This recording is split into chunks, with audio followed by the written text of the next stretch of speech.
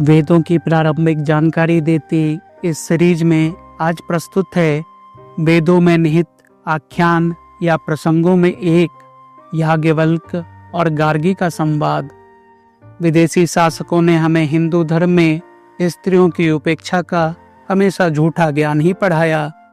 उद्देश्य हमारे मन में हीनता लाना और देश को खंड खंड करना था, जिसमें वो अंततः सफल हुए और अभी भी यह प्रयास जारी है। मगर सच्चाई वेदों में निहित है।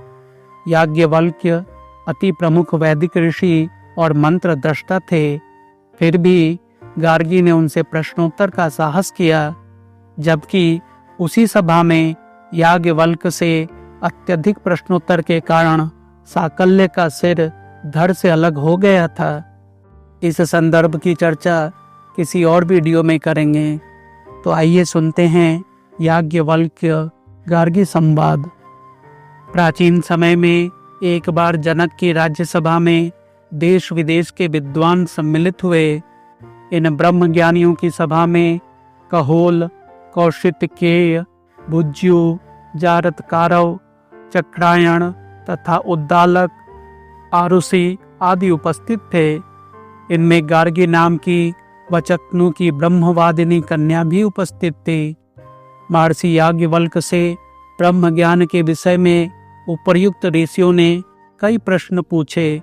इसी प्रसंग से उनसे गार्गी ने भी भरी सभा में अनेक प्रश्न किए। याज्ञवल्क्य उनका उत्तर देते गए। गार्गी ने पूछा, यह तत्व जल में ओतप्रोत है, वह जल किसमें ओतप्रोत है? याज्ञवल्क्य, वायु में। गार्गी, वायु किसमें स्थित है? याज्ञवल्क्य, अंतरिक्ष लोक में। गार्गी, अंतरिक्ष किसमें? याज्ञवल्क्य, गंधर्व लोक में। गार्गी, गंधर्व लोक किसमें? याज्ञवल्क्य, आदित्य लोक में। इस प्रकार प्रत्येक प्रश्न के उत्तर नक्षत्र लोक, देवलोक, इंद्रलोक, प्रजापति लोक और ब्रह्मलोक में ओतप्रोत होने की बात कही गई।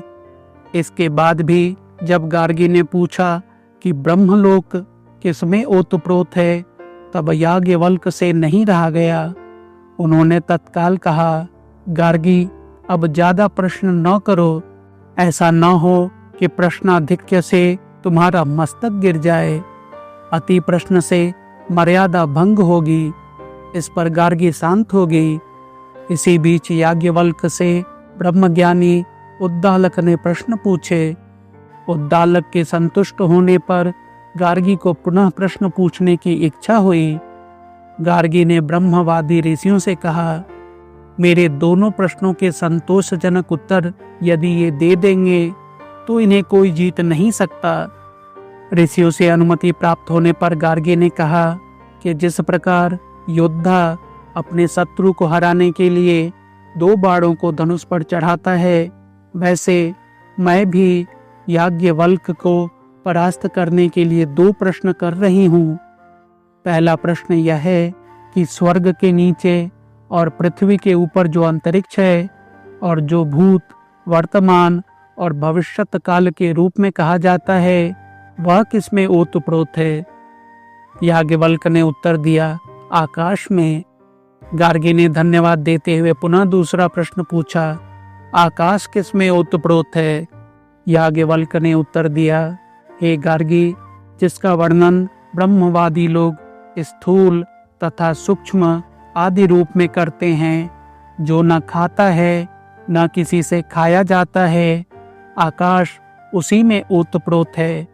इस प्रकार अधिक विस्तार के साथ अक्षर तत्व का विवेचन करते हुए उन्होंने कहा कि इस अक्षर को जानने वाला ब्रह्मज्ञानी होता है। अंत में गार्गी ने सभी ऋषियों से कहा, महर्षिगण, याज्ञवल्क्य सबसे श्रेष्ठ ब्रह्मज्ञानी है, उन्हें कोई जीत नहीं सकता। इतना कहकर वह संतुष्ट हो बैठ गई। शिक्षा। प्राचीन काल में भारत में जहाँ पुरुष विद्वान एवं ब्रह्मज्ञानी होते थे, वहाँ स्त्रियां भी विदुषी एवं सुयोग्य होती थी। स्त्रियों की विद्वता का लोहा राजा एवं ऋषिगण भी मानते थे। इस कथा से यह भी विदित होता है कि प्राचीन भारत में राजा विद्या प्रेमी होते थे और वे ब्रह्म चर्चा के लिए विद्वानों की सभा बुलाते थे एवं उनका सम्मान करते थे।